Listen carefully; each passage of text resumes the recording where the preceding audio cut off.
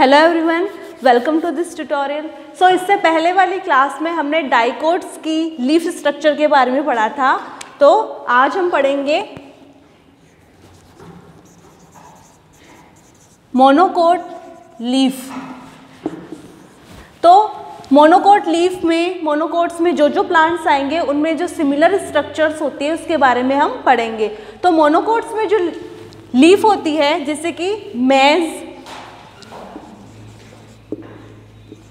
Wheat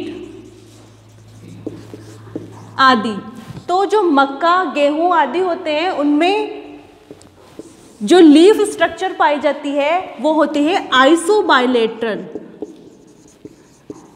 जिसे हिंदी में कहते हैं समद्विपार्श्विक।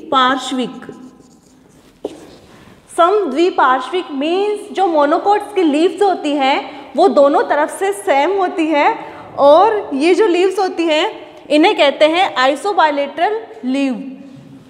तो हम एक बेसिक अगर एग्जांपल लें तो हम मोनोकोट लीफ में लेंगे यूज यहाँ पे मेज की लीफ या गेहूं की लीफ।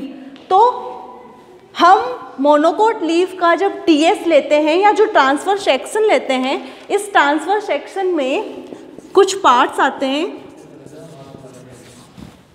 जो डाइकोट लीव्स में भी समान होते हैं और मोनोकोट लीव्स में भी समान होते हैं। जो फर्स्ट होता है एपिडर्मिस,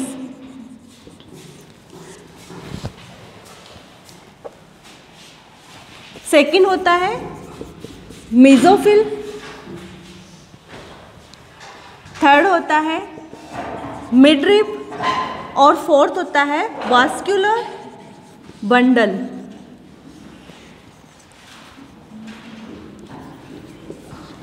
अब देखो, जब मैंने आपको डाइकोट लीफ पढ़ाई थी तो डाइकोट लीफ में पाए जाने वाले डिफरेंट रीजन्स या क्षेत्र मैंने आपको बताए थे। सो हम अगर किसी मोनोकोट लीफ का टीएस लेते हैं तो मोनोकोट लीफ की टीएस लेने पे हमें कौन कौन से रीजन्स दिखाई देंगे? एपिडर्मिस दिखाई देगी, मेसोफिल दिखाई देंगे, मिडरिप दिखाई देगी और लास्ट एंड लीस्ट उसमें वेस्कुलर बंडल या संवहन पूल दिखाई देंगे। तो एक प्राइमरी स्ट्रक्चर की अगर मैं बात करूं जो मोस्टली मोनोकोट्स की लीव्स में पाई जाती है तो फर्स्ट रीजन होता है एपिडर्मिस। सबसे पहले हम एपिडर्मिस की बात करते हैं।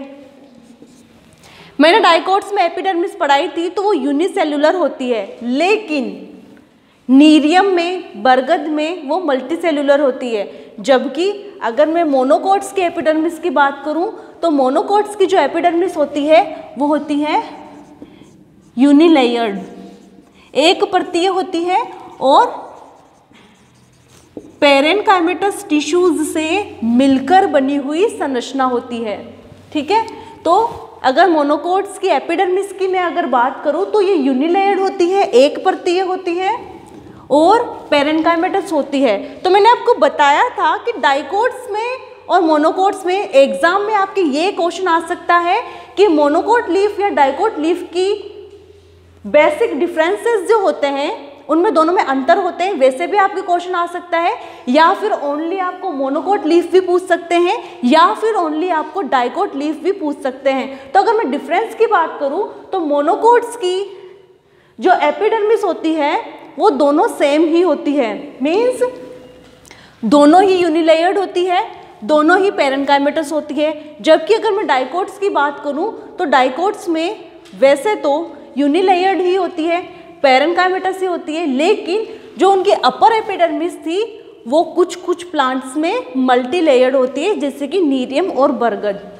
तो ये जो एपिडर्मिस होती है इसकी सेल्स आपस में सटी हुई होती है, ये डोलकाकार हो सकती है या आयताकार हो सकती है, और एपिडर्मिस की सेल्स आपस में सटी हुई होने के कारण इनमें इंटरसेलुलर स्पेस या अंतराकोशिकीय अवकाश नहीं पाए जाते हैं।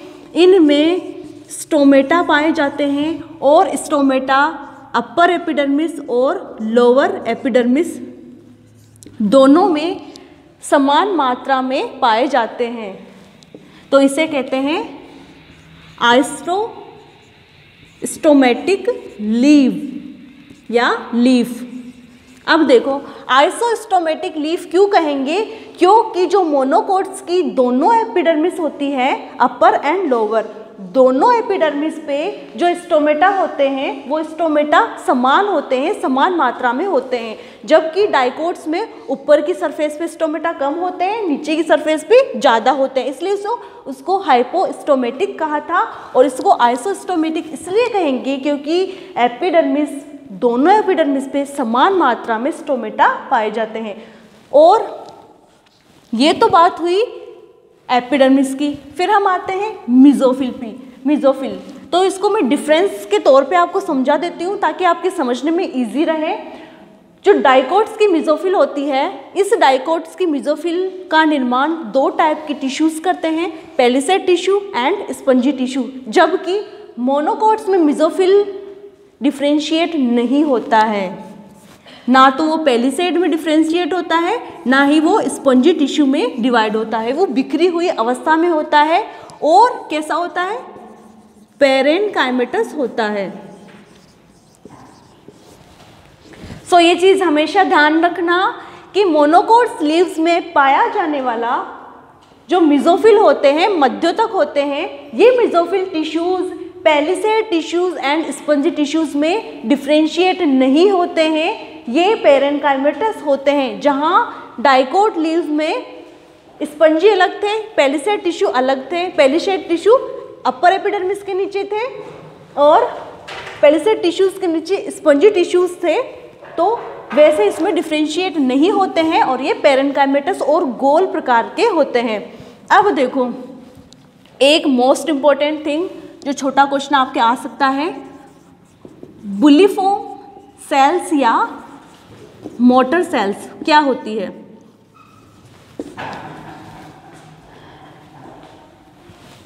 मोनोकोट लीव्स की एपिडर्मिस में कुछ सेल्स अन्य सेल्स से लंबी होती है, साइज में बड़ी होती है, ठीक है, और अंगुलीनुमा होती है ऐसी।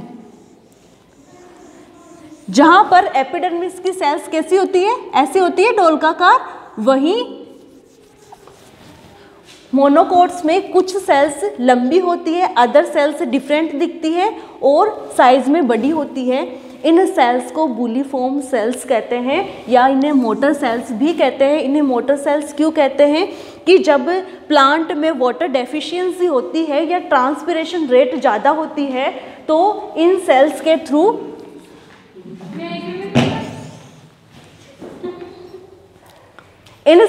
थ्रू पानी बाहर की तरफ निकल जाता है। तो देखो बुलिफॉर्म सेल्स का फंक्शन क्या होता है भाई, ये सेल्स मोनोकोट्स में अलग सेल्स से डिफरेंट दिखती है, लेकिन इसमें बेसिक डिफरेंस क्या होगा कि ये जो बुलिफॉर्म सेल्स होती है ये वाटर डेफिशिएंसी हो जाने में या फिर ट्रांसपिरेशन रेट अधिक हो जाने पर क्या करती है, ये सेल्स स्फीत अवस्था से टर्गिड स्टेज से फ्लैसिड स्टेज में आ जाती है। तो बुलिफॉर्म सेल्स का क्या फंक्शन हुआ कि जब प्लांट में वाटर डेफिशिएंसी आ जाती है या फिर वाष्पोत्सर्जन की दर अधिक होती है, उसमें वाष्पोत्सर्जन ज़्यादा होता है, तब ये सेल्स क्या करती है, उस पत्ती को सिकोड़ देती है या उसको स्फीत अवस्था में फ्लैसिड अवस्था में ले आती है, उसको मुरझाई हुई अवस्था में ला देती है, ताकि उसका आयतन जब कम होता है तो आयतन कम होने से जब सन रेज उस पर आती है तो वो ट्रांसपिरेशन रेट कम होती है।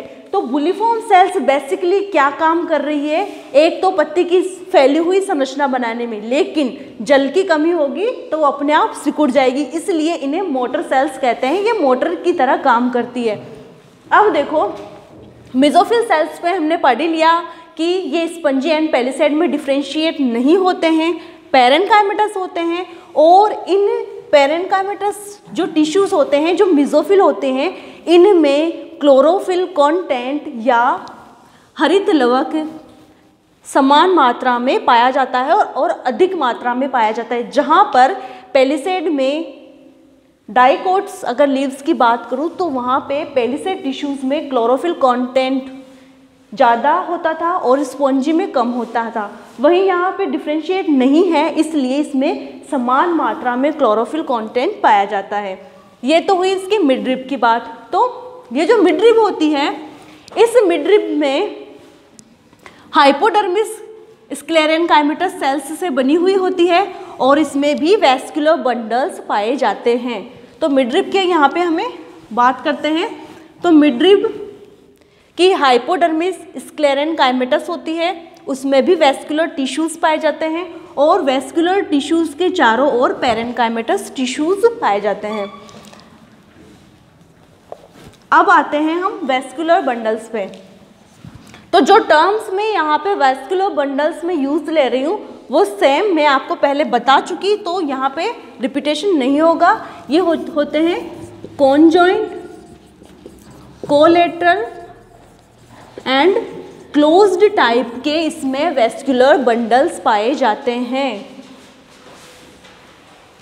मोनोकोट लीफ में अगर मैं वैस्कुलर बंडल्स की बात करूं तो ये कैसे होते हैं, कॉन्जॉइंट होते हैं, कोलेटरल होते हैं और क्लोज्ड टाइप के वैस्कुलर बंडल्स होते हैं। और ये जो वैस्कुलर बंडल्स होते हैं इनमें समान मात्रा में, या मैं यूँ कहूँ इन वैस्कुलर बंडल्स के चारों ओर पेरेनकाइमेटस सेल्स से बनी हुई संरचनाएं पाई जाती है जिन्हें कहते हैं बंडल शीथ, या ये वैस्कुलर बंडल को एक रक्षीय आवरण प्रदान करने के काम में आते हैं। तो ये जो पेरेनकाइमेटस सेल्स से बनी हुई संरचना होती है इन्हें बंडल शीथ कहते हैं।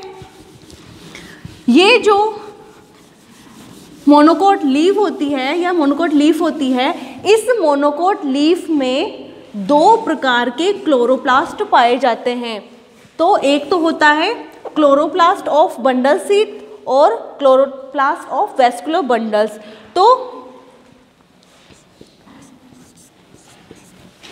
ये जो 2 प्रकार का क्लोरोप्लास्ट होता है, एक तो बंडल शीथ में पाया जाने वाला क्लोरोप्लास्ट होता है जो साइज में बड़ा होता है और उनमें ग्रेना एब्सेंट होते हैं, जबकि जो बंडल शीथ के अलावा जो क्लोरोप्लास्ट पाया जाता है उसमें ग्रेना पाए जाते हैं और साइज में वो छोटे होते हैं। इस टाइप से आपके मोनोकोट लीफ में डिफरेंट रीजन्स पाए जाते हैं। अगर मैं इसके एक बेसिक डायग्राम की बात करूं तो ये एक बेसिक डायग्राम है एक आइसोबाइलेटरल लीफ या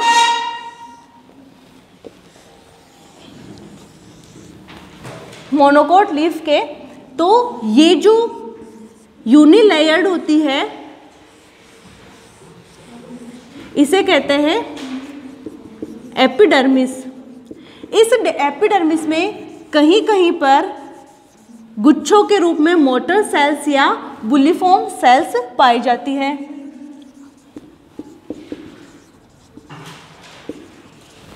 इनके बाहर होती है क्यूटिकल। इनके वैस्कुलर बंडल के चारों ओर पेरेनकाइमेटस सेल्स से बनी हुई लेयर पाई जाती है जिसे कहते हैं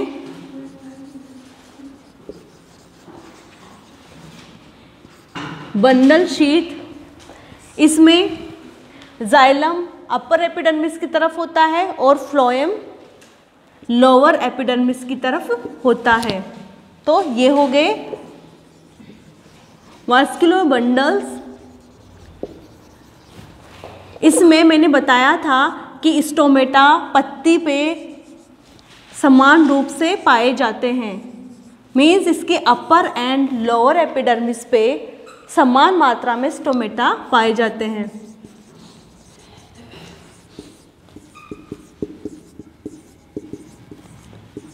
और ये है इसमें मिजोफिल। तो ओवरऑल अगर मैं बात करूँ तो एक मोनोकोट लीफ के स्ट्रक्चर में क्यूटिकल होगी, एपिडर्मिस होगी, पेरेनकाइमेटस सेल्स या टिश्यूज से बना हुआ मिजोफिल होगा जो पैलिसेड एंड स्पंजी टिश्यूज में डिवाइड नहीं होगा। इसकी अपर एंड लोअर एपिडर्मिस पे स्टोमेटा पाए जाते हैं। स्टोमेटा दोनों समान मात्रा में पाए जाएंगे। इनके वैस्कुलर बंडल के चारों ओर पेरेनकाइमेटस सेल्स से बनी हुई लेयर पाई जाती है जिसे बंडल शीथ कहते हैं। वैस्कुलर बंडल्स में जाइलम अपर एपिडर्मिस की तरफ होता है, फ्लोएम लोअर एपिडर्मिस की तरफ होता है। इसमें बुलिफॉर्म सेल्स पाई जाती है और ये एक ओवरऑल आपके मोनोकोट लीफ की स्ट्रक्चर यहाँ खत्म होती है। नेक्स्ट क्लास में मैं आपको नेक्स्ट टॉपिक क्लियर कराऊंगी। ठीक है, थैंक यू।